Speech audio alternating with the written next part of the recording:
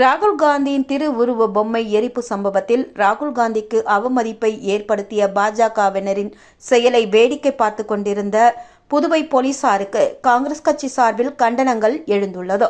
இது தொடர்பாக புதுச்சேரி மாநில இளைஞர் காங்கிரஸ் முன்னாள் தலைவர் இளையராஜா வெளியிட்டுள்ள அறிக்கையில், ராகுல் காந்தியை கொச்சைப்படுத்த வேண்டும் என்று பாஜக எம்எல்ஏக்கள் மற்றும் நிர்வாகிகள் இந்திரா காந்தி சிலை அருகே அவரது உருவப்படத்தை எரித்தும் செருப்பால் அடித்தும் தகாத வார்த்தைகளை பயன்படுத்தியும் அவமரியாதை செய்துள்ளார்கள் என்றும் இது வன்மையாக கண்டிக்கத்தக்கது என்றார்.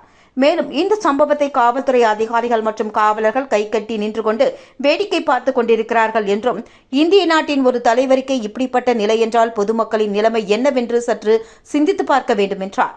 மேலும் பிஜேபி கட்சியானது உள்துறை தன் வசம் வைத்துக் கொண்டிருக்கின்ற தைரியத்தில்தான் இதுபோன்ற மோசமான செயல்களை பொதுமக்களை அச்சுறுத்தும் வகையில் பொதுமக்கள் ஒன்று கூடும் இடங்களில் இழிவான செயல்களை பாஜகவினர் செய்கின்றனர் என்று குற்றம் சாட்டிய அவர், எனவே உள்துறை அமைச்சர் நமச்சிவாயம் இதை வேடிக்கை பார்க்காமல் வழக்கு பதிந்து நடவடிக்கை எடுக்க உத்தரவிட வேண்டும் என்றும் வலியுறுத்தியுள்ளார்.